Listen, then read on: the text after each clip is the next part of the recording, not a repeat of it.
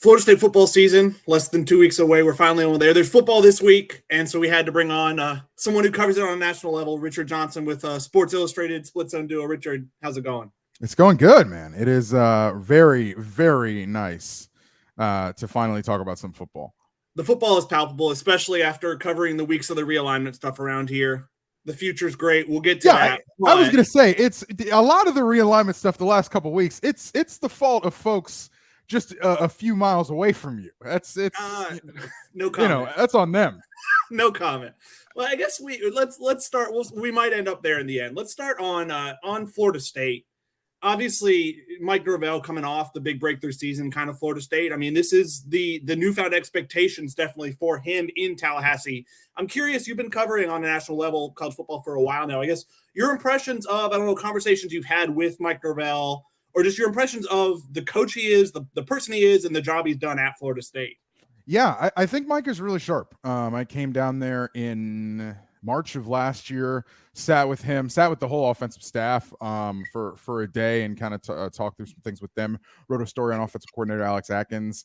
And that's the first time I really kind of spent a significant amount of time with him.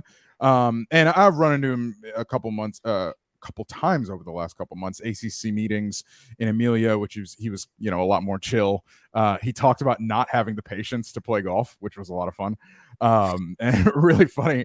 And then at ACC Media Days in Charlotte a few weeks ago. So, I've been around him. I've known his exploits as a coach for a while. I think that his brilliance is less in recruiting and more in development. Obviously, they are recruiting just fine. But I think Mike's real strong suit is developing players. And I think you're seeing that to fruition.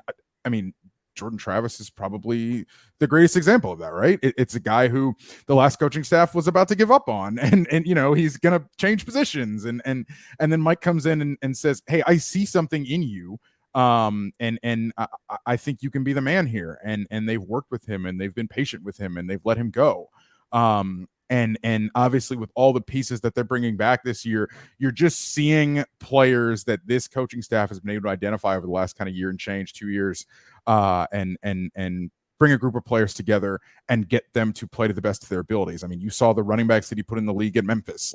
Like this guy can develop athletes. This guy can develop players and develop a team.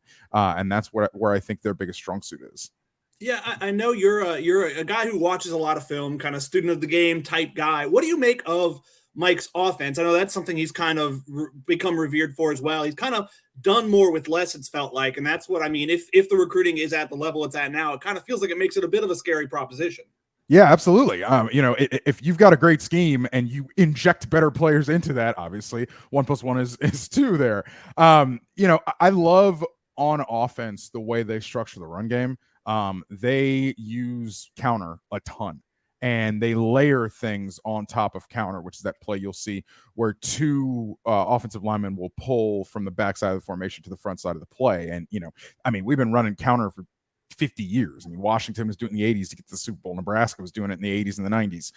It's not a new play, but what I think Florida State staff has done on offense the last few years is find ways to layer on top of that play. They'll do QB counter with Jordan Travis, obviously, to go +1 in the run game and kind of get a numbers advantage. They'll run a ton of RPO on top of counter. So the offensive line will block counter, and then Jordan has an option whether to take it, to give it, or to throw it. And so the way that they're able to iterate on offense has been really cool to see. The transfer portal, we're obviously still working out the kinks of what it's going to be long-term, things like that. I mean, the new window got added last year, but it's felt like through the first however many years of it, it's become more of a thing. I mean, there have been some kind of guys who tried to claim the transfer portal the crown.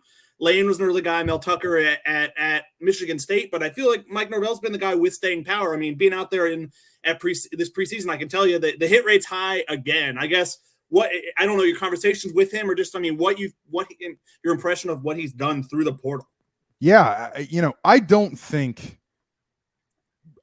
you want to build, anybody really wants to build the core of their roster, the core of their team through the portal. I mean, look, you've got extreme examples of like Georgia and Clemson that like don't take any transfers, right? Like Dabo took like a couple last year, and it was like, it was insane. But I think, again, it speaks to development, and it speaks to the ability to identify talent that they're able to go into the portal and hit pretty well. I don't think any coach would tell you they want to build through the portal. Like Mel Tucker, I know, he took that big portal class when he first got there, and even then he was saying, I want to build through high school, I don't want to build through the portal. And then you've seen things, after they hit pretty hot there in the beginning, it's kind of trailed off a little bit. But no, Florida State has, they've been portal mavens. I mean, the guys that they have been able to identify and develop has been really interesting, because you look at a lot of places that, these transfers come in and they come in with a lot of hype and then they don't pan out, or I tend to believe that guys transfer for a reason. And especially transferring kind of like laterally, you know what I mean? Like transferring from a high level P5 to a Florida State, to a Florida, to a Miami, like those guys transfer for a reason. And so I'm often pretty skeptical when that happens, but Florida State is absolutely proving us wrong. Looking at this year's team, I know listening to the Split Zone Duo ACC preview, and I should say it's my favorite college football podcast. I encourage you all to listen to it with the season coming up. I know how high you are on this Florida State team, and you're definitely not alone in that. I mean, it's a preseason top 10 team. What are the biggest reasons for, why you were kind of buying the hype? Well, they're sticking together, obviously. They're bringing back so many component parts. I think last season was the perfect, take a step forward season for Florida State, right? They won every game they were supposed to win, pretty much. They lost the games that before the season you would say those are probably going to be losses, right? You end the season beating Florida the way you did, and the vibes are just really, really good. And were really good and have been really good all summer. And I think, when you take into account what Norvell's staff has been able to do with development and taking a step forward, it's one of those things where you kind of look and you say, okay, now's the time. And I do think now is the time. I don't know if undefeated playoff is in the future here, but I certainly think an ACC championship is in the future here. I certainly think, they are ready. They are fully equipped to truly compete with Clemson to win this league. There's no ifs, ands, or buts about it at this point in time. Bouncing off of that, I know you were at ACC kickoff. I talked to you there. I don't know if you voted. What are your thoughts on FSU Clemson going into the season? What did you make of that competition? I have not voted in a preseason media days poll, and it's not even this is not an abstention thing. I literally just always forget. No, I understand that. Yeah, I always forget, and then I see the and I see the email come out. I'm like, I probably should have done that. I'm selfishly, I'm hoping Florida State beats LSU, which is no easy task, by the way. Week 1, I'm hoping Florida State beats LSU because I'm crossing fingers that I will be in Clemson that night, the end of September, for that game. I think me and you were talking in the lobby in Charlotte, and I hadn't even realized how long it had been since Florida State had beaten Clemson. It's been a long time. I think that Clemson on defense, no problems, don't have to worry about it. Clemson on offense, I think Garrett Riley's a great offensive coach. I'm interested in what this Cade Klubnik thing is going to be. I think you saw a lot of good from Cade Klubnik, and then you saw a lot of not so good from Cade Klubnik, especially in the bowl game. My biggest bugaboo with Clemson is the skill talent and the skill players. They have not had a hitter at wide receiver here on this roster, in my opinion. And that's the thing you've got to see, where, I think I think a lot of people think more highly of Will Shipley than I do, probably. I think he's a productive player, but it doesn't necessarily bowl me over as a running back. And so those are the things I think, what makes the difference in probably a close game between Florida State and Clemson. That's where I look. And that's why before we see it from Clemson in the first couple of weeks here, Florida State's just a more known quantity. Well, and I think along with that, I think it's a good point. The unknowns, and truthfully, not to dunk on Duke, because there's a world where that is a slightly competitive game week 1 for Clemson. But Clemson's first 3 games are what? It's Duke, Charleston Southern, Florida Atlantic. Then you're kind of getting thrown in the deep end a little, going from those 3 to Florida State, even at home. Yeah, but it's one thing I'm not concerned about is Clemson's ability to get up for a big game. I mean, No. But they won't been tested at all. Is more my point. That offense and Garrett Riley. But on the other hand, you will get chances to work out some kinks, especially with the new offense in the early going. You get a chance to try some stuff. Mike Elko will challenge them on defense, most certainly. And so they will get a chance to kind of smooth out the edges and kind of figure out a little bit of what they are going into that Florida State game. Whereas Florida State, you got to be ready to go from, kickoff on Sunday night, because again, that LSU team is ready to go. That week 0 game last year was a huge, I think, boon for Florida State. Yeah, and it's neither of those teams will necessarily be in that game what they will be the rest of the season. I think you saw that in that game last year in the Superdome. Sloppy, a lot of bad ball. There's some weak one-iness inherent in that. But you've also got good teams on both sides. They just played kind of a sloppy game. That was fun, but it was, it was a mess. And so I think you probably can expect a higher quality of game this year. But that, to me, that's a toss-up. I cannot wait for that game. It's going to be a lot of fun. Yeah, talking about, you mentioned Jordan Travis earlier. I guess from your perspective, when did he kind of get on your radar as a dude, like on that level? And I guess, do you believe he's kind of a trendy Heisman pick? I feel like, do you think it's could be that type of season? Well, Heisman is a lot of the Heisman race, as we know, has nothing to do with the actual quality of the athlete and sort of the prom king mentality that goes into it to win the award. So just because I'm not so sure he's going to win the Heisman does not mean he's not going to be incredible. I think for me, honestly, probably the Florida game last year. And I know that's a little late. I know that Florida State fans had seen it a lot that season. But the way he grabbed that game by the scruff of the neck, and the way he kind of said, fellas, we're not losing tonight. Like I'm doing this. I'm putting the team on the back. That was really incredible, man. And the way he bounced back in that game on a big stage, big rivalry night, that was huge. And I think that was kind of the complete Jordan Travis in a big spot in that game. And they obviously paid it off by winning the game. So I think you saw it kind of all come together on that night. Looking at the offense as a whole, with all, like you talked about, all they bring back with the pieces they brought in through the portal, like Keon Coleman and the tight end room, kind of revitalizing that. If you're a defensive coordinator, how do you, it feels like a really tough task on a weekly basis. And I think Jaheim Bell earlier this preseason kind of said, I don't wish them luck on a weekly basis. Cause how do you stop this offense? I think it will come back to, can you stop the run game? Can you try to make this offense pass first? I am not so sure that's their strong suit. I think they have to be productive, efficient, and explosive in the run game. And I think that's kind of where it all starts from. So if you can hold down that run game, you can limit that run game, I think you have a chance for significant success against Florida State's offense. But again, easier said than done. Flipping, looking at the other side of the ball, I feel like there are a few more questions maybe about the defense.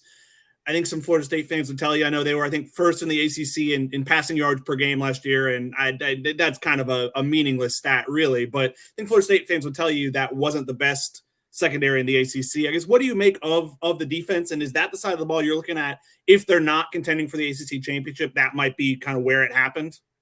Yeah, because I think if they lose, the way this Florida State team probably loses is you run the ball flat over them. I have some questions interior up front about what this is going to look like. On the back end, probably fine. Probably fine enough. I don't necessarily think that's going to be a problem. Obviously, they can rush the passer. That's not really the problem. But holding up in the run game on defense is probably the biggest question mark, maybe on this entire roster. No, I think that's fair. I think the without Fabian Lovett discrepancy last year when he was out there playing against LSU versus when he wasn't and kind of wasn't 100% the rest of the season, I think that was noticeable. And obviously the Darrell Jackson waiver doesn't help them there because he's been a dude in practice. Yeah, and I was sort of like I was sort of like, oh, it'll be fine, kind of thing, right? I didn't think that he wasn't going to get the waiver. No, yeah, I don't think the Florida State staff did for a while either, because I think, I mean, the frustration from Florida State and the fan base is definitely, I mean, he's a guy we can talk about. He was on campus before that new rule went to effect January 11th. He was already enrolled, so like it's a tough situation to. And I know Tez Walker's going through it too. Some other guys, the guy who's the guy at Arizona State, but it's a NCAA gonna NCAA. Yeah, that's it's boy, trying to figure out, try to track, try to keep tabs on it's trying to keep tabs on what they do and how they do it is really something. I got to ask while I have you, your impressions of the rest of the ACC. Do you have maybe who is a surprise team that could maybe sneak into that top two, or at least be better than people I think generally think they're going to be this year? Yeah, I don't know if you can sleep on Miami, but I just like they have got to be, but like it can't be that again. I mean, it just cannot be that again. Rejigger the offensive line. I think they'll have some more success on offense. I don't think Duke is going to do that again. I don't. The ball bounced some ways last year for Duke, in some nice ways. So I kind of think I'm kind of low on them.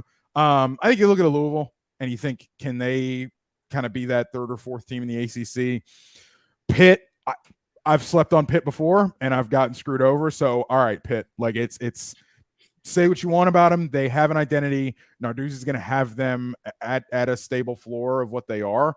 Carolina, it's just a situation if they are not going to play any defense, and we know what you're signing up for 12 times when you cut on Carolina games, and it's going to be a ton of fun. And I'm sure they'll get somebody that they're not supposed to get, and they may lose to somebody who you scratch your head at, because that's kind of the way they built that thing. Drake May's incredible, but the rest of it. And NC State obviously is a stable floor team, but I have some questions about NC State on offense, especially when you lose Beck and Devin Leary and on offense, because I think Beck is a good player, and I think Beck at Kentucky, honestly, has some reasons for optimism as long as I can block him. No, yeah, I mean, he might be the best quarterback in the SEC. I know you said that. As crazy as it is, speaks to how bad a league that is. Yeah, no, this is going to be a resurgent defense year in the SEC. What do you think? So you talked about Miami a little. I've got to, I guess, get your thoughts on the state of the big three as well. Obviously, Florida State, that can change quickly. We've seen how quickly Florida State's risen. Florida fell off a cliff. Miami kind of similarly. I guess, what do you make of the other two? You talked about Miami a little, maybe throw in some Florida as well. Yeah, I think Miami. Yeah, I think it starts for Miami up front. It starts from a rejiggered offensive line. You've got some new pieces. They think very highly of the tackles, obviously, that they brought in. Tyler Van Dyke, I'm not the hugest Tyler Van Dyke guy. I knew he had some like really legitimate like top 5 NFL draft burn coming into last season, and then it kind of petered out. I think you saw some of his inconsistencies. I think you saw some of his deficiencies. I think Miami's going to be great on the back end on defense. It's a sort of a similar situation to Florida State up front. Let's figure this out. But I do think Miami's offense is going to change, right? They're getting from kind of less of the run heavy kind of stuff to more of, I don't want to say air raid, but they're gonna be more kind of spread out wide open, and how that balance, or at least I think Gidger may want to be Shannon Dawson, offensive coordinator, may want to be. So how do you balance what I think Shannon Dawson may want to do with what I'm sure Mario wants to do? That is going to be fun to kind of watch that play out over the course of the season. Florida, it's going to be, I don't think it's going to be particularly good this year. I think that they still lack at wide receiver pretty heavily. I think they have a great running back room. They've got 2 really, really good backs, and I think you're going to see sort of, I've been calling it Wisconsin South or Wisconsin Light.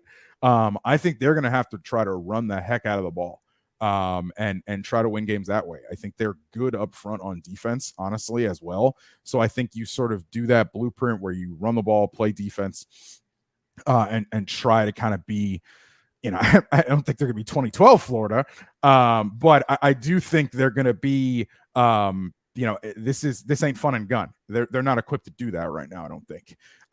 This is a slow build for Florida. I cannot tell enough people that. And I know Florida fans don't want to hear that. It's Florida. I know Florida State fans didn't want to hear that when Mike Norvell showed up. Nobody in the state of those three schools wants to hear, or no fan of those three schools wants to hear slow build. We understand that, but you don't compete with, and ask Mike Norvell, you don't compete with Clemson. You don't compete with Georgia. You don't compete with Alabama. You don't compete with these schools overnight. It's not microwave.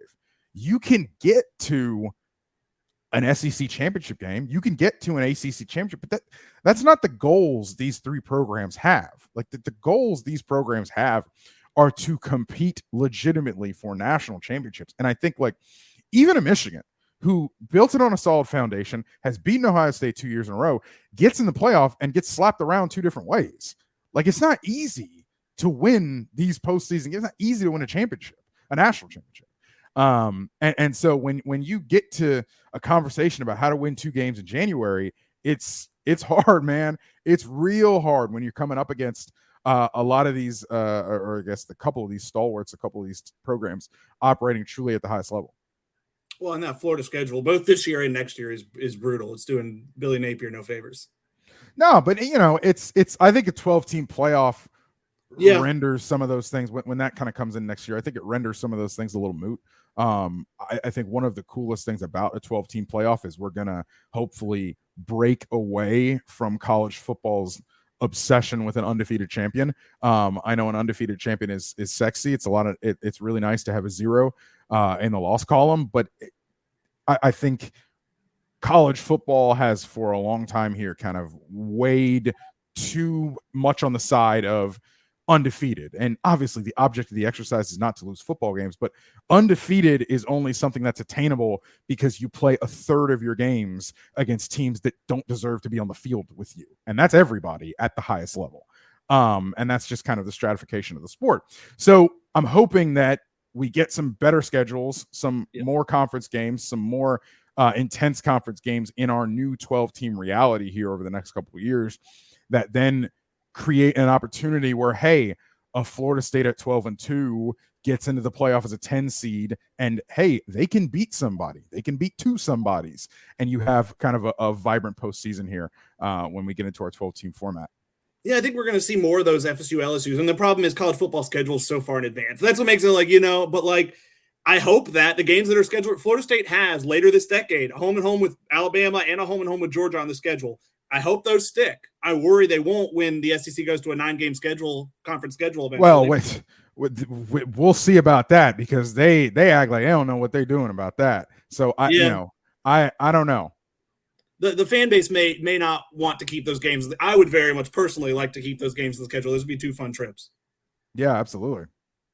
We got to talk a little realignment before we get out here. Obviously, the August 15th deadline has passed. The talk from Florida State hasn't become action yet, where they're going to be in through at least the 2024 season. What do you make of? We've not really seen a lot of the realignment stuff has had to happen behind closed doors and just kind of it got announced or it got reported and happened. This had to happen very publicly because Florida State's in a different situation with the grant of rights. I guess, what do you make of the situation Florida State, and I know a few other schools, Clemson and the like, are in? I think it's funny because this didn't you did not have to do that. And by that, I mean the board meeting and yada, yada, yada. Like the funniest thing about all this is how I think Florida State and Clemson are both going about their business in 2 different ways. Like Florida State, you did not have to have that public board meeting. You did not have to do all the histrionics and the saber rattling and all that kind of stuff. Clemson is just as not thrilled with their situation as Florida State is not thrilled with its situation. And Florida State did not stand on the table with their school president talking about, we need to have a deadline in 12 months and all this sort of stuff. I think that, you understand the predicament that the 2 programs are in. You understand where they want to be. I think Florida State, Michael Alford said this a few months ago. Their biggest thing is like they look at UCF and they're like, well, UCF's probably about to make as much or a little bit more revenue than us, which, if you're mighty Florida State is something that you can't take. You're not swallowing that easy. The one thing though that I think is really overblown is the notion that like Florida State isn't a founding member of the ACC, and so they don't have like Florida State's been in the ACC for 30 years. Like, it's not like they turned up yesterday. That's one of the things that I don't truly accept. That notion is like, oh, we just got here yesterday, so we don't know a lot of loyalty. And I know loyalty is a very loose term in college sports, but like Florida State has been in this league and led the line in this league for a long time, and I think that's something that is a little bit overblown in the discourse. Well, and that's been a major talking point too with those Carolina media types, is definitely like, well, maybe you should be having better success over the last few years if you're going to be talking about needing to go get the money. And it's like, this isn't about wins and loss. This is about eyeballs. And when it comes to eyeballs, Florida State leads that charge, even ahead of Clemson during Clemson's best stretch in modern history. I mean, you ask anybody in that conference office in Charlotte who they really want to be good in this league. Clemson is a lot of fun. Clemson's been a great story. Clemson is a great story, and it is a great program. It ain't Florida State when it gets cranked up.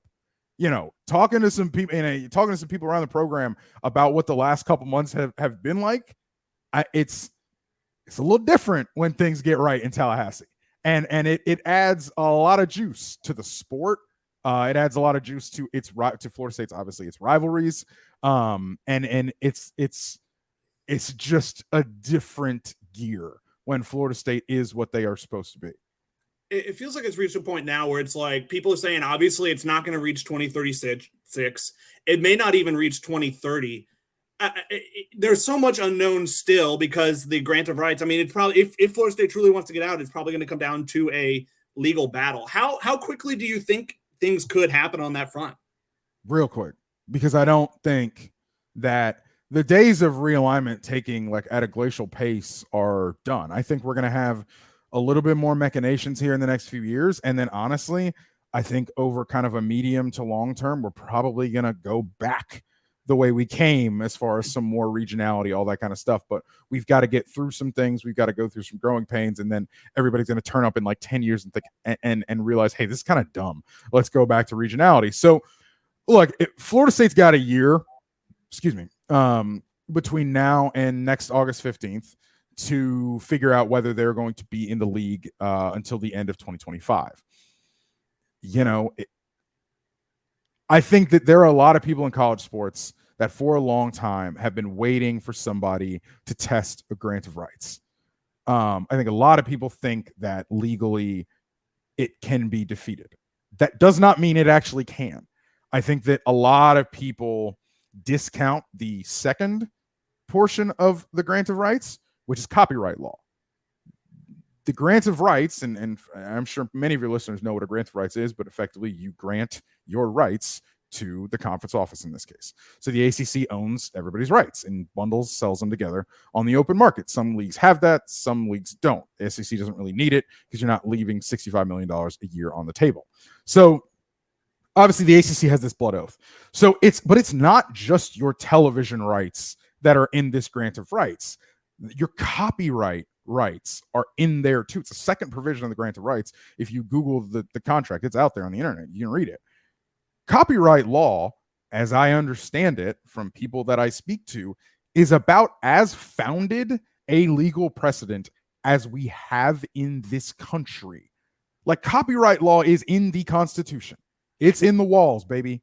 There aren't a lot of things, copyright law, that haven't been adjudicated, haven't been tested, haven't been poked at. So as difficult as it may be to unwind your broadcast, that portion of it, the copyright portion of the grant of rights is also difficult, is also a significant legal challenge. And I think it's also, I think that's probably the biggest, impediment to just breaking out of it tomorrow. So if Florida State wants to do it, if Clemson wants to do it, if you want to band together and do it, go ahead. Because until the moment you do it, the talk is cheap for me. Look, we know you want to leave. We know you want to leave. So you're going to have to put some money where your mouth is here pretty soon as far as actually leaving. I hope you're right about the future of college football returning to the regionality, because I think that's what we all truthfully love about college football. be interesting to see how all that plays out. Richard, I can't thank you enough for taking the time today, giving a comprehensive look at everything. I definitely hope we're meeting up somewhere in the first few weeks of the season, either Orlando or in Clemson. Absolutely. I hope to see you in rural South Carolina at the end of September, my friend. Be your first time there, right? It's a fun place. Yes, first time. It is actually a fun stadium environment. That is true. I mean, outdoor, open air press box. It's a mood, but it's it is the ultimate. The town is the college. Absolutely, the college is the town. All right, appreciate it, Richard.